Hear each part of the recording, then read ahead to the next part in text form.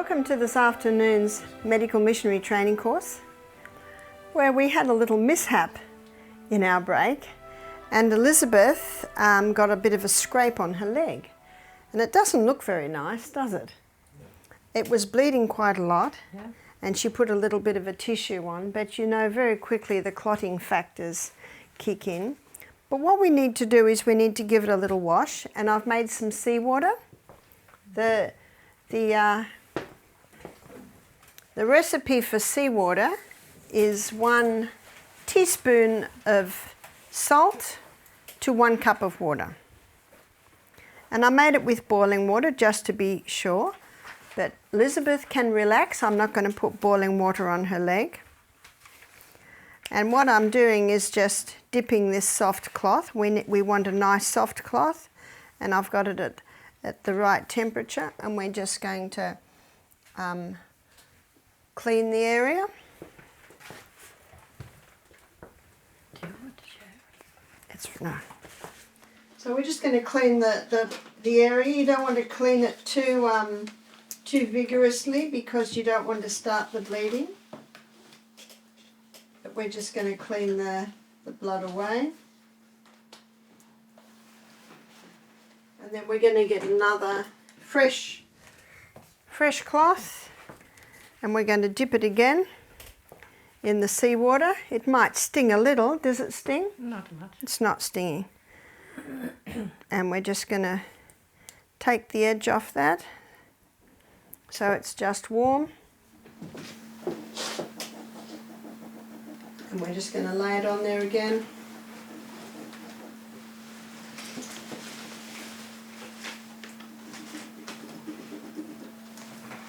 And take it off. So we're really just cleaning it up, and we're very gentle because we don't want it starting to bleed again.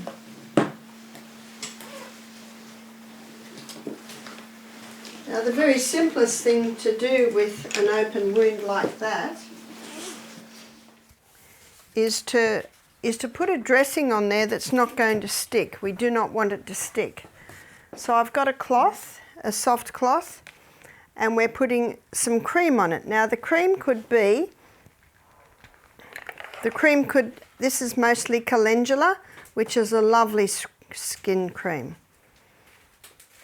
At the chemist you can buy non-stick dressings, and those non-stick dressings, I think they're mostly paraffin or some sort of cream, that Vaseline, something like that. And the beauty of those dressings is that they do not stick, because Elizabeth's skin down here is quite delicate. It's opened quite easily. So as you can see, I'm lathering this on quite thickly, and we're going to just lay that on the wound. And because it's well oiled there, and it'll just stay stuck to the wound, which is what we want. Mm-hmm. And because Elizabeth is walking around, but Elizabeth's not going to do any more bushwalking today, are you, Elizabeth? Okay. No, not today. That will actually just stay there quite nicely and stick on there. Mm-hmm. And if Elizabeth wants to have a shower tonight, of course that would fall off in the shower, and that's quite okay. And then she would just very gently pat it dry and put another cloth, that, like I have just done, smeared with the oil. One of the problems when you dress a wound like this is if it gets stuck. And then when it goes to come off, it can pull the skin off. You must never do that. If it looks like it's stuck in any way, then you put it in water and you soften it and soften it and soften it, because the tearing of the skin can make the whole situation worse. So tonight, after Elizabeth's shower, she can repeat that little cloth with the oil on and maybe put a little plastic, or if you don't want to use plastic, you can put some wool over it and then bandage that on, and that would protect it while she sleeps in the night. And then in the morning we'll have a look and see what's happening. Thank you, Elizabeth, for allowing us to treat your scrape. Thank you for creating my scrape. Creating the scrape? Yes, we went across country.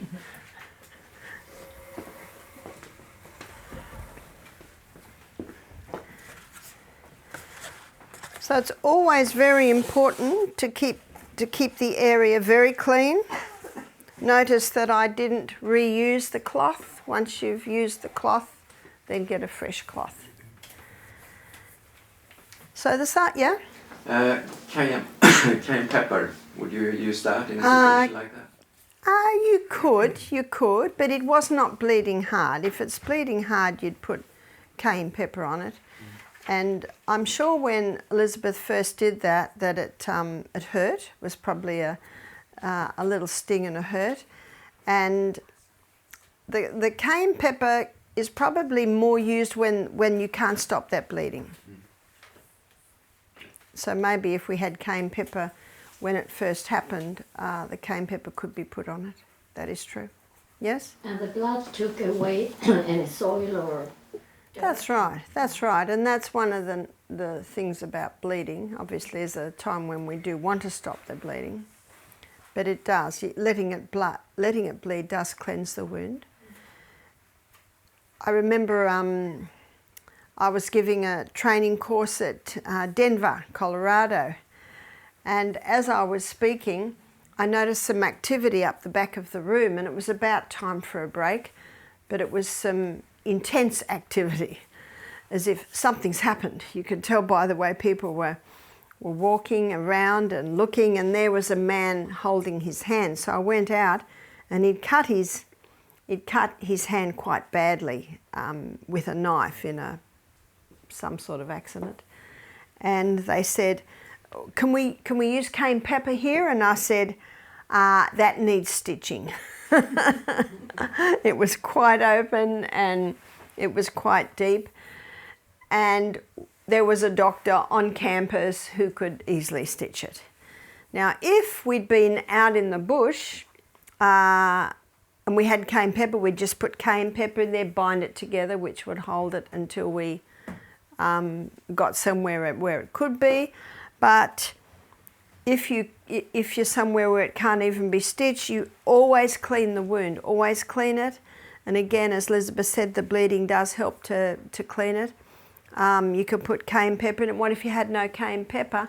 The green juice of a plant. So you could chew up any edible green and squeeze it into the wound and then bind it together. And the chlorophyll helps to constrict. So there's a few things you can do in that situation. You mean, Yeah. was that for the green, was that for cleaning, or was that for instead of cayenne? Instead of cayenne, but it also helps to clean. So when you squeeze the green juice in, you get a little bit of a run out. So this afternoon, we wanted to have a look at setting up your health retreat.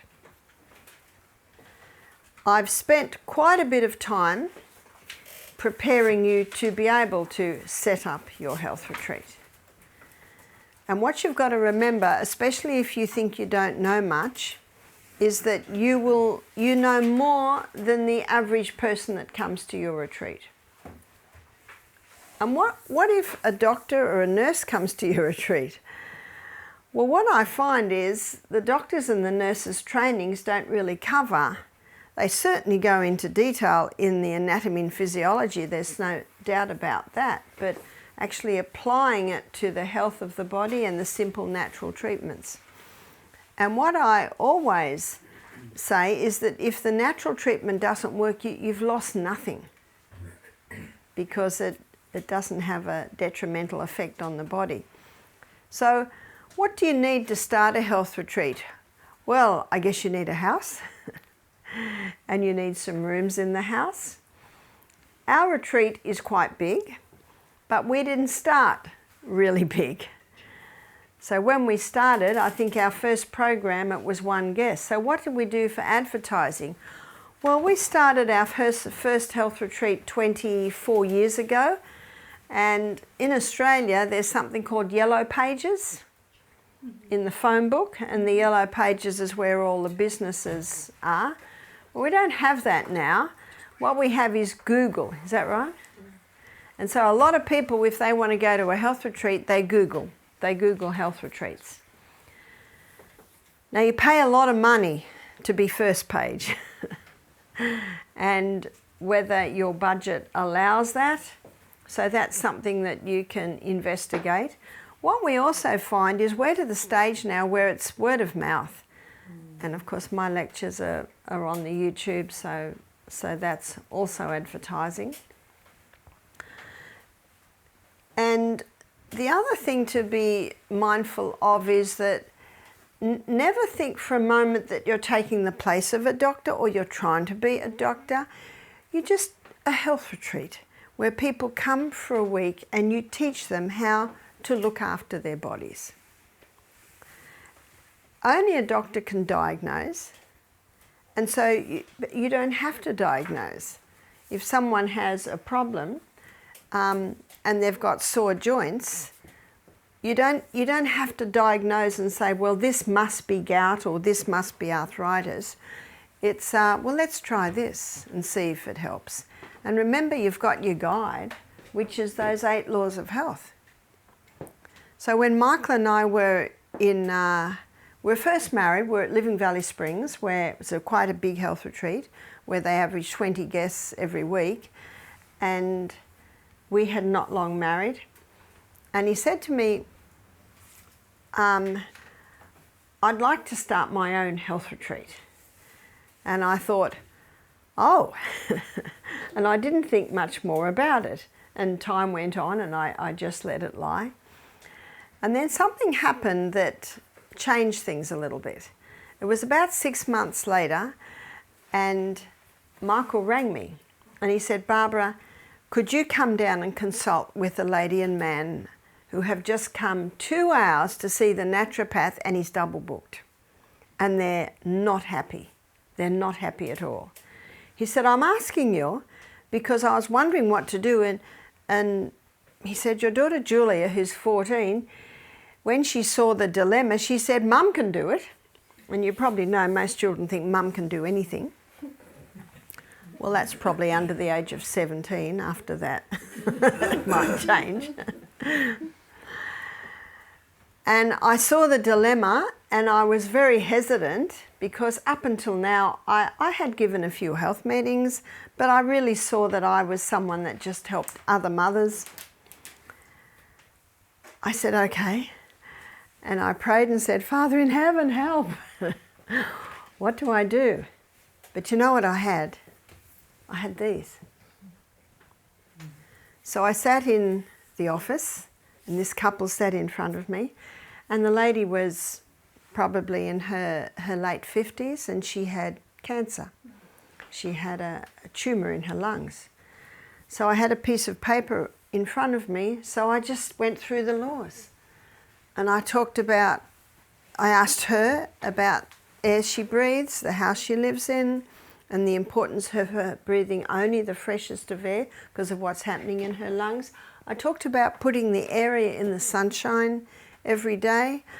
I asked her if she was drinking coffee or any of the stimulants. So can you see what I did? That's all I did. And if she was going to bed late, I had a sheet where I wrote down my suggestions. And I talked about the healing happening at twice a rate while she sleeps. I talked about exercise and I asked her what she could do and I adjusted it according to that. So this is what I did. And I also went into the poultices like castor oil, where she could put the castor oil compress on. And often in that area, a sports bra, cotton sports bra, is perfect for holding a compress in place. So I guess we were together for about an hour. The first half hour was me taking information. The second was advice. And then I gave them the piece of paper where I'd written the advice, and they thanked me very, very much. And then I went home and put my Queen of the Household duty clothes back on and went back to my washing and cleaning and all that I do. When Michael came home that night, he said, "What did you do?" I said, "What do you mean?" He said, "That couple was so happy, they paid the top amount for the consultation and they've booked into our next program and they want you there." I didn't think I'd done anything. I thought, what did I do? Can you see what we've got? This is a heaven-appointed plan. So that's the best place to start.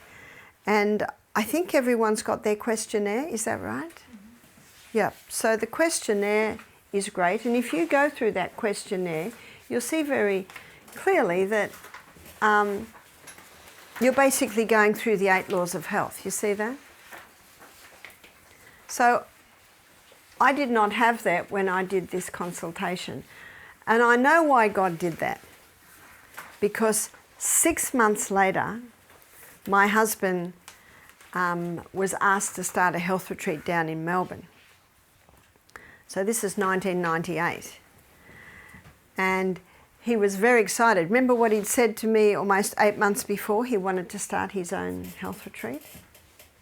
And I just thought, oh.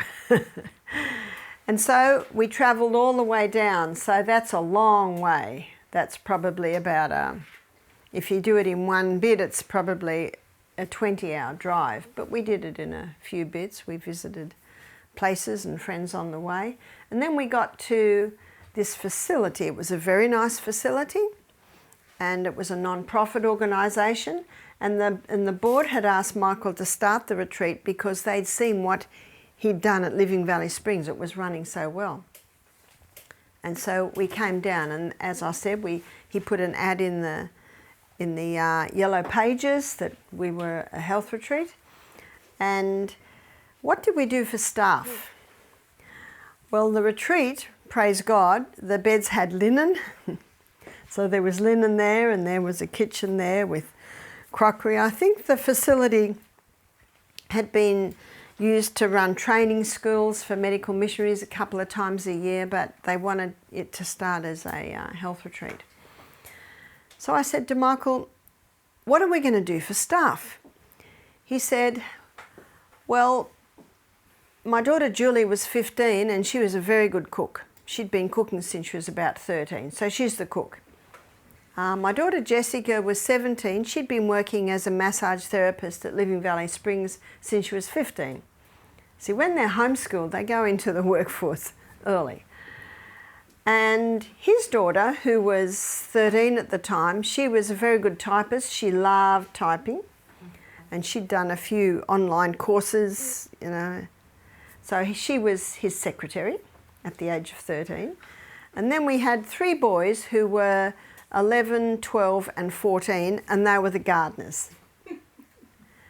So we had a team. And I said, "But who will be the health director?" He said, "You." I said, no. I'm just a mother and I just help other mothers." He said, "No, you'll be good." And he walked out of the room. So that was it. And I know that all God's biddings are his enablings. And I was always very shy and very quiet, but I certainly have a desire to help people, which is what I had been doing, just one-to-one or little bit by little up to there.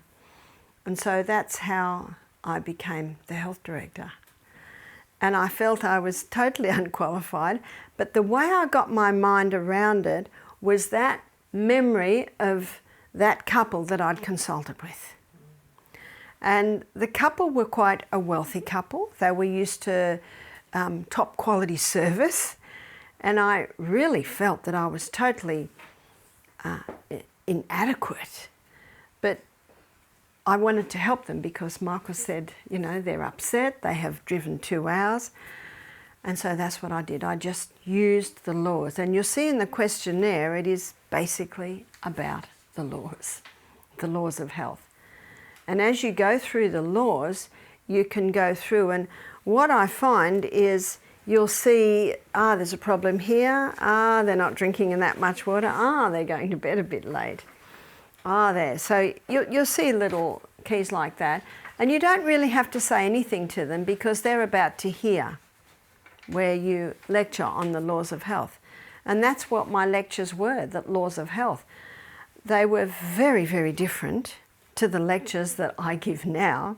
And I'm so glad that you've got Barbara O'Neill's lectures that you can gain more of. And I wish I'd had them when I started. But I started very, very simple. And I had read the Ministry of Healing, and I'd also read Counsel on Diet and Food, and she gives some beautiful things in there. And I also had printouts of things that she had said. The fresh air is heaven's choicest blessing, and what I said this morning, the human body was designed for daily activity, and in that activity it's preserving power. You can't go wrong when you use that. And certainly as you go through the Bible, there are verses that and the one I gave you on Ecclesiastes with the sunshine. Now with Australia, it's a very ungodly, very secular. And I found that they can cope if you say, an old proverb says, that they could cope with that. And just a little bit here and there. And so that's how we started. And I'm so glad that the first program was just one guest. So on the first evening, Michael would do an introduction. He would start talking because I found it very difficult. So he would bring me in and he would start asking me questions, and he'd get me talking, and then he'd leave. And that's how we started. So it's starting very, very simply. And yes, we had a facility, and you may not have a facility, but I presume the fact that you're interested in starting a health retreat, you have maybe a building, you maybe have a house. And I always think it's important to start where you are. So I'll tell you how Michael started. And how Michael started was he'd not long become an Adventist, and he was convicted of the health message. And his sister, who was a flight attendant, and she was 24, 25, he was about 28, she had pain in her stomach, and her stomach had blown up. And she went to the doctor, and the doctor said they were going to have to take some of the colon out and give her a colostomy. And she was devastated. She's a very beautiful young woman, and she's a flight attendant, and she's got to have this. And Michael had heard about a health retreat. And so he said to her, let me take you to a health retreat, and we'll see what they can do. And she said, I'm not going there. She said, they're going to beat me over the head with the Bible, because it was a Christian health retreat. And he said to her, I'll come with you. So he came with her to protect her. Yeah. And they did a couple of days juicing. Her stomach went right down. And one of the problems was the liver. I don't know if you're familiar with how flight attendants live. They have very little sleep. They have very poor quality sleep, sleep at wrong times. They don't drink much water at all. They nibble all day long, and they nibble where there's leftovers. You know, I mean, if some of the meals weren't taken by the passengers, they might eat that. It's a terrible lifestyle. And so her bowels weren't working very well, and the liver was inflamed because the bowels weren't working well. And so what they did was they did some compresses on her liver. They gave her some herbs for the liver. One of the best liver tonics, believe it or not, is the lemon. So they got her to drink the juice of a lemon in water, I think 3 times a day. And they juiced for several days. Her stomach went right down. They gave, I think they were doing the seawater, remember the isotonic solution? 2 litres of water, 1/3 seawater, 1/3 hot water, and 1/3 cold water. And that certainly can get the bowels going.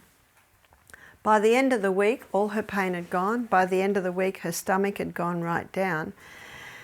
And basically she did never need the operation, and she's early 60s now and still going very well.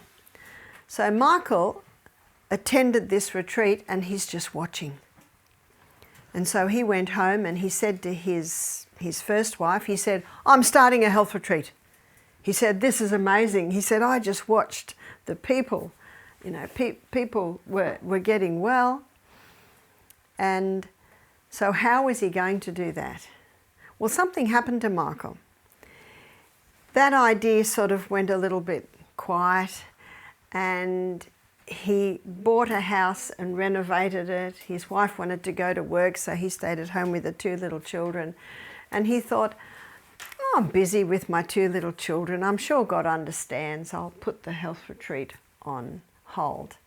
And he and his wife went down to an area where the grapes are grown and did grape picking. They used to make a nice amount of money by picking grapes for several weeks.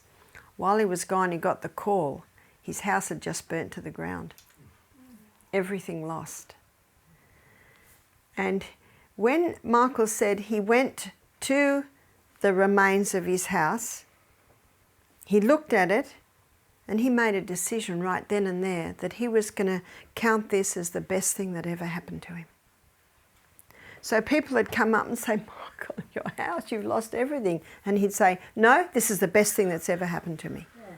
And he really felt that God was saying to him, "I want you to start a health retreat." So now he had nothing. And the bank rang him up and said, "We noticed that you haven't begun what you've got to do to insure your house." And Michael said, "No, it's not insured." So he absolutely lost everything. But when he made that decision to consider this the best thing that had ever happened to him, and people would come up saying, "Michael, your house," he said, "No, this is very good. This is very good." And then he looked around to see what he could do. And he saw a house for sale for $2,000. Now this is, what are we looking at? We're looking at the 80s, and it's way out in the country.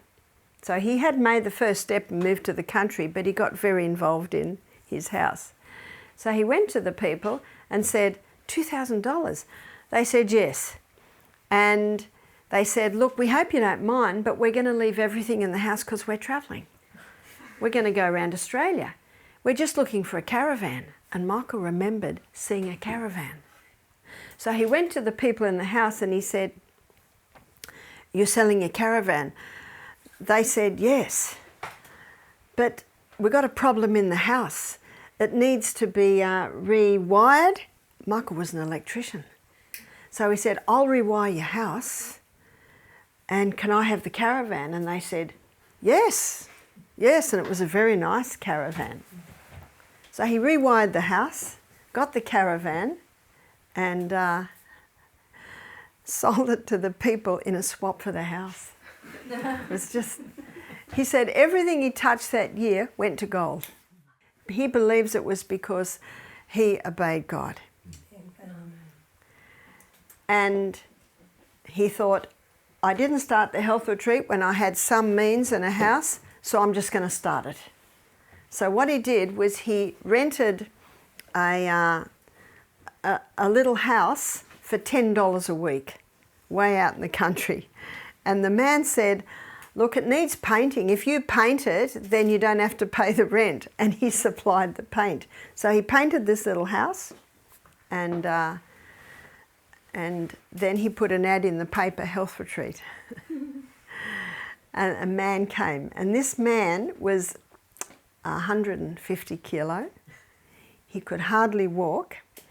And so Michael sat, and when his wife saw it, she said, "This is your baby." And she was a nurse. She just said, "I don't know anything about this." So Michael didn't have much, but he had the book Back to Eden, Jethro Kloss. So we sat down with the man, and he wrote down all his problems. And he had a terrible skin rash all over his body. He lifted up one of the folds, and he had this big tumour. And He said, oh, my bowels. He said, I haven't been to the toilet for a week.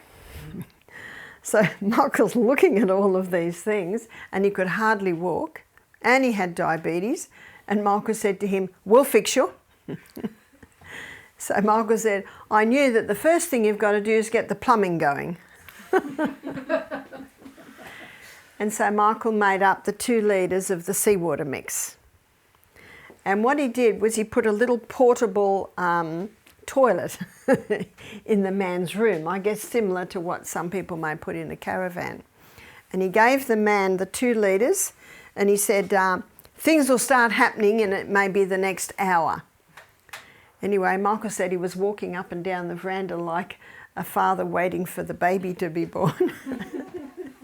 And after about an hour, the man yelled out, yeah, I'm done. And he went in, and the man said, oh, that was so good. He'd got the plumbing going. Michael said he could hardly lift up the, the little portable toilet. And then he made him a steam bath. And what he did with the steam bath, outside he put like a tarp, and then he put a kettle underneath, and he had cords going to the kettle, and he got him steam bathing. And the man could hardly walk, so we just get him to go to the door, and Michael would just throw a big bucket of water, of cold water over them, and then he went back into the steam bath. And he'd do that 3 times. And then Michael said he knew he had to clean him, so we got him to lie down, and Michael scrubbed his whole body, and then he got him to lay down in the sun, and he had to hold the fold up and get the sun going in on the tumour. Do you know that man totally healed? No. And Michael didn't know anything. What does the Bible say? It says, God has chosen the foolish things of this world to confound the things that are wise, and God has chosen the weak things of this world to confound the things which are mighty. And what Michael had was Jethro Kloss's book. That's all he had. And he got him to exercise, and he could hardly walk, so we got a big tin that was about this high with a handle and a lid on it. So we told the man, do a few steps, then sit. Do a few steps and then sit. And every day he did a few more steps, and then a few more steps. And he said, we just charged $400 a week back then. And he said, and every week the man would take $400 out and give it to Michael. So he ended up staying there for quite a while. I think he ended up staying about 2 months. So he lost a huge amount of weight. I think he went down to something like, he went down to 100 kilos. And he just wanted to stay. And he said, I'll be your gardener. And he would just hoe this garden. So that was Michael's first experience. But I tell it to you because he had nothing and he knew nothing. But he knew that God had called him to do the health work. And I'm sure back then he would never have dreamed that, that he is the business manager has been of quite a few very successful health retreats. But it's a good story to show you just start where you are. And he said his second guest was a 15-year-old girl. And this 15-year-old girl rang up and said, I've got kidney stones and they want to take them out. They're thinking they might have to take one of my kidneys out. And so Michael said, we can help you. But he said, when he said at that time, it came out of his mouth before he realised what he was saying, and he almost thought, where'd that come from? So the girl travelled down. Now, meanwhile, the girl's mother rang up Michael, and she was angry. She said, how dare you? How dare you take my daughter? I'm going to get the authorities on you. She was angry, very angry. And so Michael just let her talk, and Michael just said, well, your daughter has chosen to do this. When the girl arrived, Michael discovered she didn't drink any water. She drank a lot of soda pop, soft drinks, and she had bags of lollies. You call them sweets, candies, something like that. So Michael confiscated all of those and put her on juices for a couple of days. And again, he didn't know very much, but did the isotonic water drink and got the bowels moving. And then little by little, the girl responded very, very well. She ended up not having to have her kidney out, and the mother ended up ringing up Michael and apologising because when the daughter came home, she was so much better. So we have a divine appointed plan in these simple 8 laws of health. And when I read that it's the true remedies, it is. But do you know what I find? People are constantly wanting wonder cures. And that's what you'll find, wonder cures, like this will help, this supplement, this. But I just keep going back to the laws. If there was a wonder cure, it would be the human body. So that's how Michael, that's how he first started. So when Michael and I had married, he'd been the business manager at Living Valley Springs for quite a while. So is Michael trained in that? Not at all. Michael trained as an electrician and didn't like it and really hardly ever did it again, except when he wired the house and got the caravan.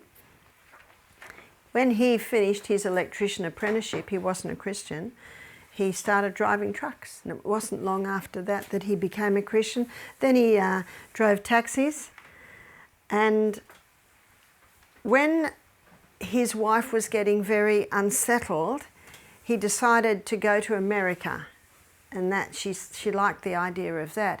She was an Aboriginal woman and they had 2 little children. So Michael decided to take boomerangs. Do you know boomerangs? The Aboriginals throw them. There's a certain way you can throw them and it comes back to you. And they would throw them and it would, you know, get a bird or kangaroo. So what he did was he practiced and practiced and practiced until he could throw the boomerangs really well. And they went over to America and they had a whole big carton of boomerangs, and what they'd do is they'd go around to markets and you'd have some Australian songs, maybe Waltzing the Tilda, something like that, Give Me a Home Amongst the Gum Trees, or Kookaburra Sits on the Old Gum Tree, and he sold boomerangs and he made quite a bit of money. And this was probably 6 months after his health retreat experience and his and the house burning down, of course, was a little while before that. And then his wife didn't like it doing that anymore, and so he sold the rest of the boomerangs and he sold his car and came back. Now when he came back into Australia, and he'd sent his wife and children back earlier, so he came back by himself, Gary Martin, a friend of his, met him at the airport and said, "Mike, I had a dream a week ago that I had to meet the plane and ask you to come and start Living Valley Springs with me. We want to start a health retreat." And then he said to Michael, I didn't know when you were coming in, and I was so restless, my wife said, "Look, just go down to Brisbane Airport and meet every plane." So he said, "I've been in the airport for days."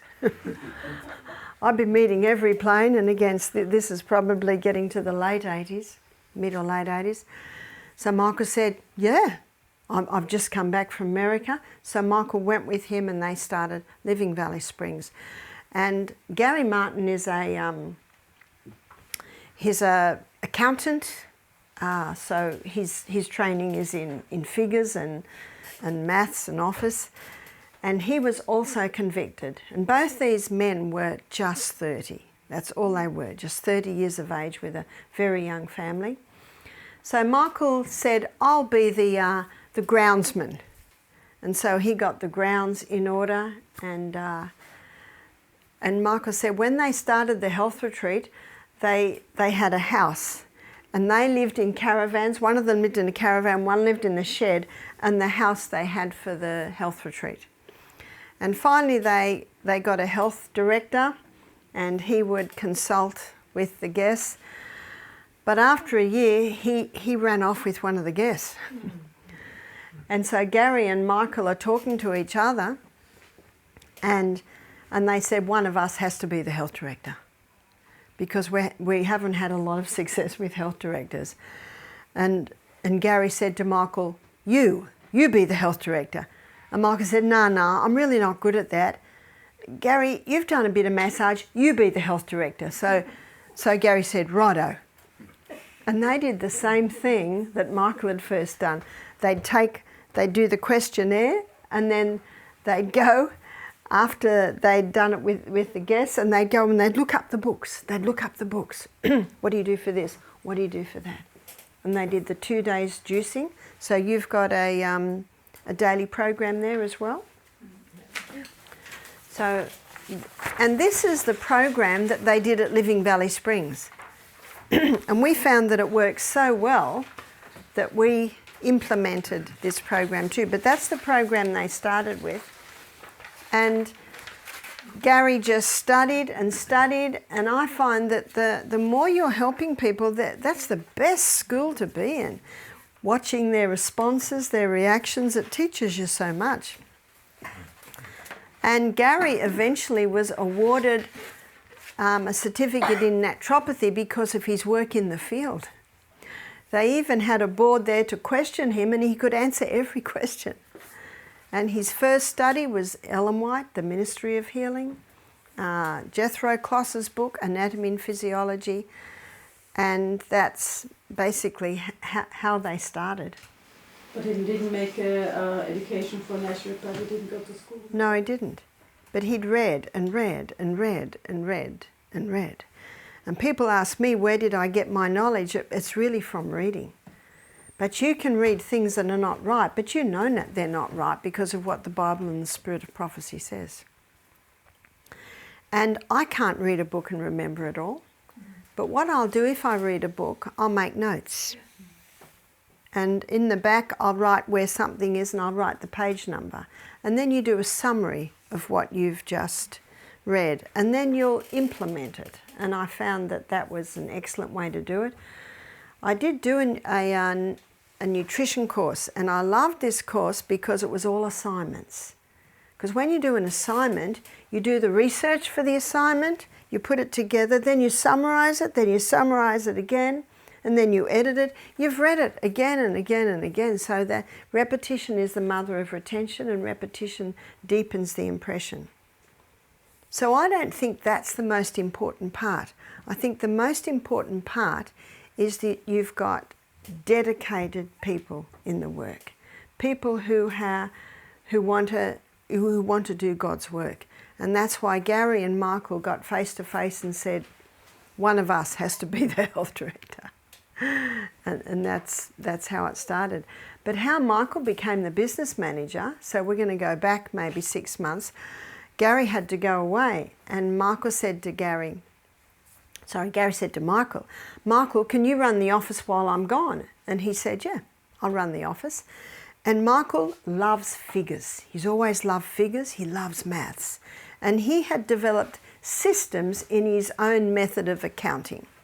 So he implemented all of these systems into the office while he ran the office while Gary was away. And Gary came back 2 weeks later and looked at Michael's systems and said, this is brilliant. Do you want to be the office manager? And Michael said, yeah, I'll be the office manager. And that's how Michael started on the business side. What's interesting is about 10 years ago, we had a young man do our program who was doing accounting in university. So he was doing a very high level of accounting. He was about 30. And he said to Michael, Michael, do you mind if I have a look at how you do your books? I want to look at how you do your accounting. And again, Michael's got all these systems. And so he was showing this young man, and this young man said, this is amazing. He said, I'm learning these systems at university. Where did Michael get them from? That just made sense to him. That's right. The great God of heaven, who is a God of order, gave you those systems. So when Michael and I started our health retreat, he started as the business manager with no qualifications. I started as the health director with no qualifications, other than the certificate I'd been granted me because of my work in the field, which I did not really think I was worthy of it. But I had friends who said, Barbara, we want you to have something. we want you to have something.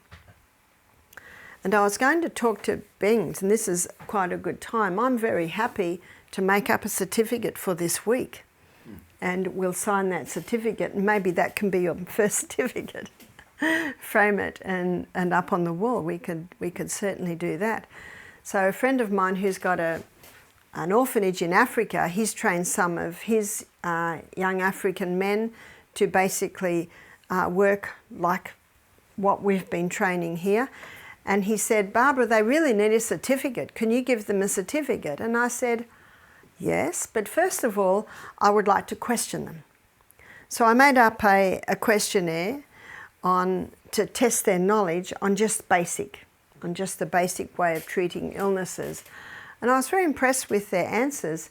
So I made up a certificate, a diploma in natural health, and I signed it, and Michael signed it, and they've got that all framed up on their wall in their little offices in Africa, and the people are happy and feel confident because they've got a certificate.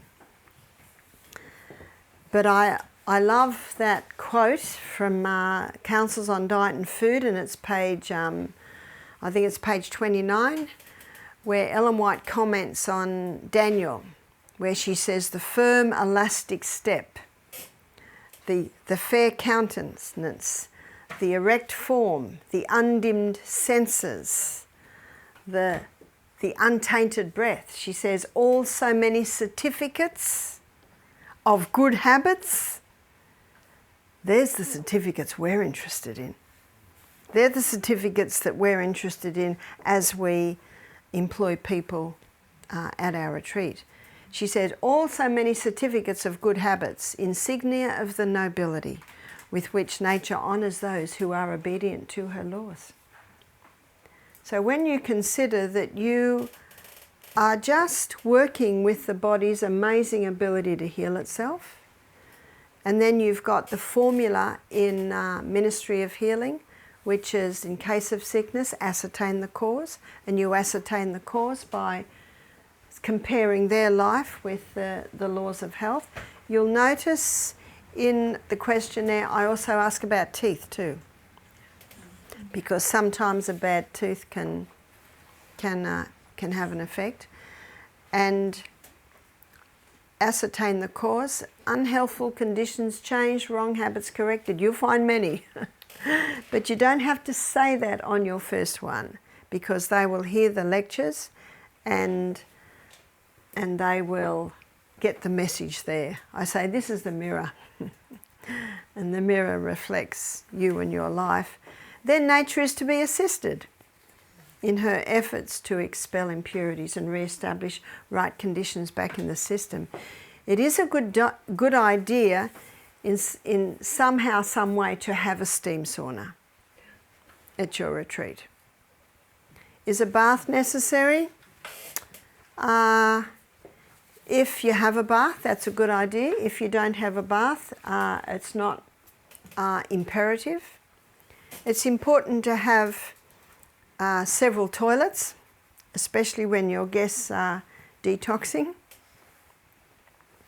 So a room like this where you can lecture is important. You don't have to have state-of-the-art facilities, but what you do have to have is rooms that are pleasant, and paint can do wonders, and lots of fresh air, comfortable beds. That's very important. So when we started the health retreat that we are at now, when we were at our last health retreat before this one, we were way out. I think I told you we were on 1,200 acres. It was 2 hours from town. Michael marketed it as Australia's wildest health retreat. And it was not easy living out there because we had no electricity. We had solar panels. And we had to bring our guests in because the last hour in was fairly rough. So that made it a little difficult, but you know, we still got people. People still came. So when Michael bought the property that we're at now, we bought it off the receivers, so we got it at a very good price, but it was in a terrible state of disrepair. Now, one of our workers, Howard, he's been with us nearly 20 years now. He's got 2 sons that they homeschooled. They used to have homeschool camps once a year, so he arranged for a homeschool camp on the old property, on the weekend we were moving. So they all came in with their missionary spirit and helped us to move. They had a lovely Sabbath, of course, and then on the Sunday we did the big move. So what we were going to do for linen, so we did of course have some linen, but the linen that we have is beautiful linen, and that's very important that the linen be good. But I always buy it on special. I'm always searching around, even when, so that's your sheets. I get a puzzled look there. Do you know what I mean by linen? Yes. Yeah, sheets on the bed, pillows, quilts, and we've bought some great stuff from the second-hand shop. And when there's a change in season, there's usually things on special. So it's good to start building up some good linen and healthy linen. You want natural fibre. So one health retreat I go to, when the first night I stayed there, they had this nylon blanket and this nylon quilt, and I find that very difficult to sleep with. I think it's sticky and doesn't seem to breathe. So the next day I found the housekeeping lady. I said, "Excuse me, do you have any cotton blankets?" And you smile very nicely, and you say it very, very nicely, and you look them straight in the eye. She said, "I think I do." "Oh, I would so appreciate that." I find the nylon ones a bit difficult. So you see, I'm blaming me, okay, not her. Anyway, what was good was little by little they started to look out for more cotton, and then they heard my lectures, because I was lecturing there, where I speak of the importance of natural fibre. I'm sure one of the first things you'll do when you go home is start reading all your labels on your skirts, on your dresses. So natural fibre as much as possible. I think if you've got a cotton blanket and all you've got is a nylon one on top, I think you can get away with that as long as what's next to the person is natural fibre. So second-hand shops can be great. If I'm in a second-hand shop and I see a woolen blanket, even if I haven't got enough baggage, I'll carry it. Because woolen blankets, what we say in Australia, they're as rare as hen's teeth. Do you have that saying? You know, teeth don't grow in hens. So hen's teeth means it's very rare. And They're all different colours. Yep. And what we're finding in Australia, and it's very sad that this is happening, is natural fibre almost seems to be fading out. And a lot of blankets today are made out of nylon, a lot of quilts are being made out of nylon, so you really have to search. And when you're doing wet sheet packs or any natural treatments, it must be wool. You cannot use those other fibres. Only wool will do it. So we ran a massage course about 5 years ago, and one of the ladies that came and did our massage course, she works in a second-hand shop. Do you call it second-hand shop? Yes. Down in Kurumbong. And we said to her, "Can you keep your eye out for woolen blankets?" Well, 2 months later we got 10 woolen blankets. So we have a lot of woolen blankets. And when I cook herbs, I always do it in the coffee percolator, you know, the Pyrex glass. And so I put the word out for that, and we had people looking. Oh, we've got about 20 of them now. We've got so many of them. So make use of your second-hand shop. So when we started the new retreat, we did not have enough furniture, and we had no money. So we went to the second-hand shop. And you can get some nice things in the second-hand shop. They must be tasteful, and that's what your rooms must be. They must look very pleasant. So when your guest comes into the room, they look at it and go, "Oh, that's nice." And you can always freshen it up with some fresh flowers. And I even see nice flowers going out in the bush. And so that's very important. You don't have to have state-of-the-art as long as it's clean. And your linen is very, very nice. Your pillows, you must get new pillows.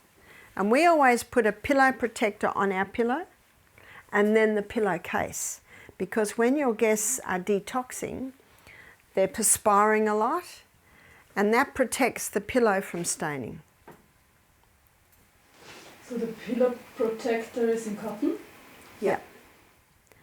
And if you can't find pillow protectors, and sometimes pillow protectors are made out of a nylon-y stuff, what you can do is just get really cheap pillowcases that could even be half polyester, half cotton. And then, you know, they could be used as the pillow protector. The pillowcase must always be cotton. So you can get away with it like that. And every mattress must have a mattress protector on it. Ideally cotton. Sometimes they'll have cotton tops, but not underneath, as long as what's near the guest. And towels. I've got some beautiful towels from second-hand shops. And sometimes you can get towels from, as a business, you can get it from hotel chains. You can often buy piles of towels quite cheap.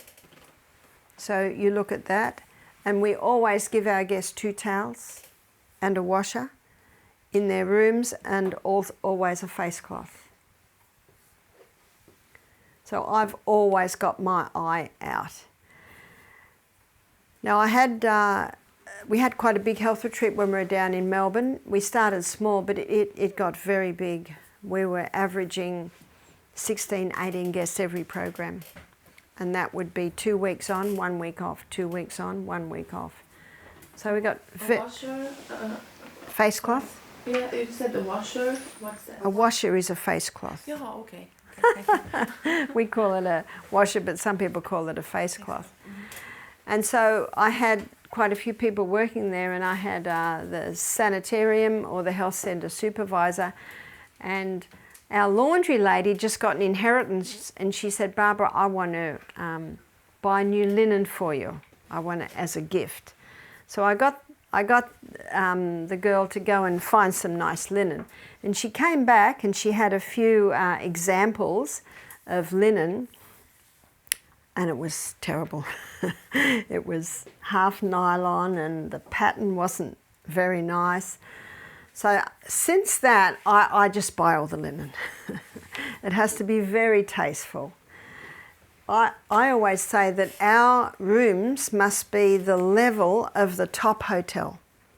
So it's good to stay in a hotel and just look what they do. Now obviously we can't afford some of the things they do, but just have a look at how they clean, just have a look at how everything's in its place. And Michael and I stayed at a hotel when we were travelling, and we noticed the bathrobe. What they do with the bathrobe, they have the arms over like that, and then they have the tie around hanging on a coat hanger. And I thought, that looks very nice. So I went home and said to the staff, this is how we're going to do the bathrobes. We didn't always have bathrobes. We have bathrobes now. You don't have to start off with bathrobes. And the beauty of that is it looks very neat. So you want to be extremely fussy on neatness and everything just so. In fact, I always used to go through the rooms and just look.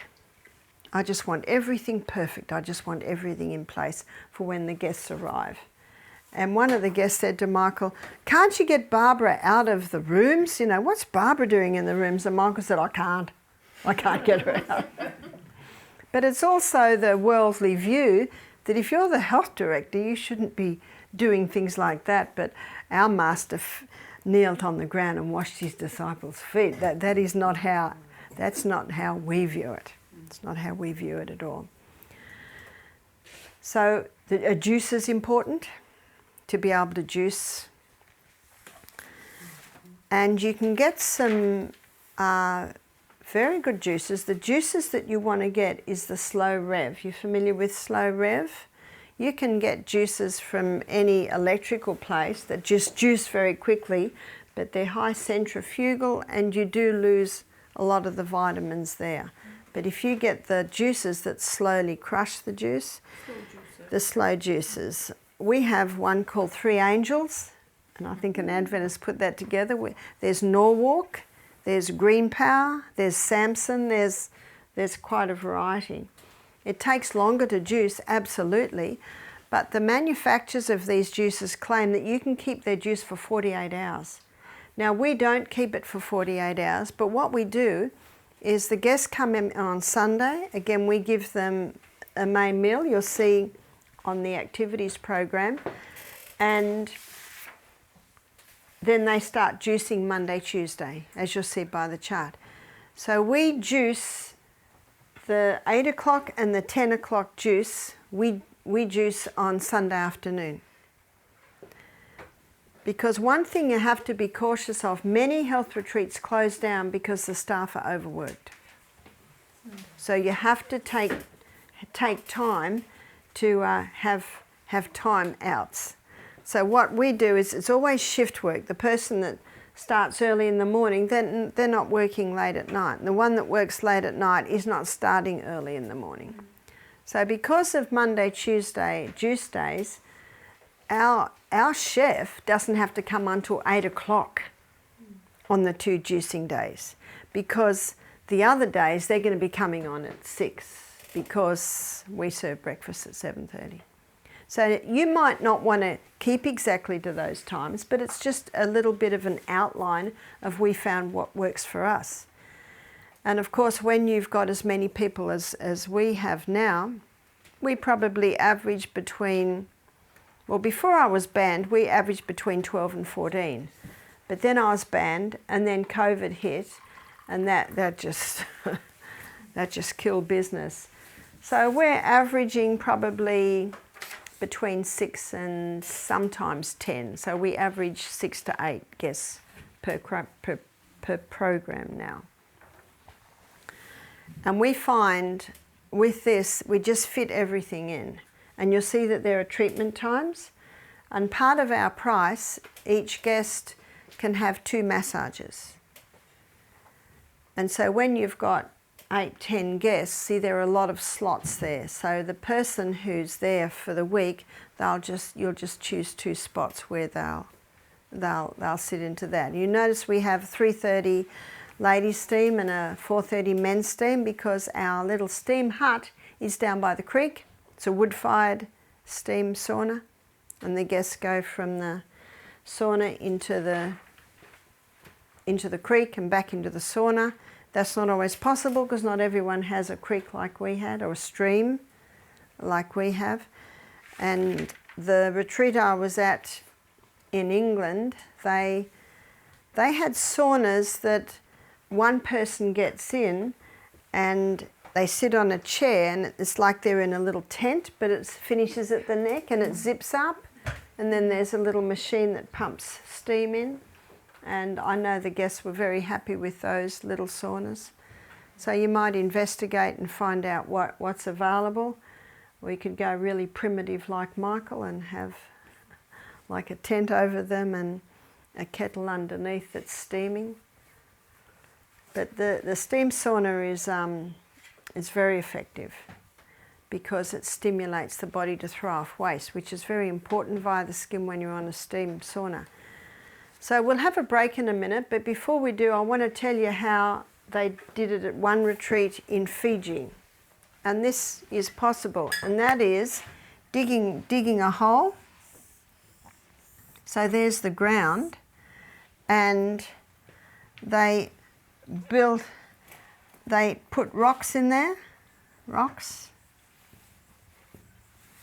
and then they built a fire, and the fire, this is a fire. And then that fire went for about an hour and heated the rocks up.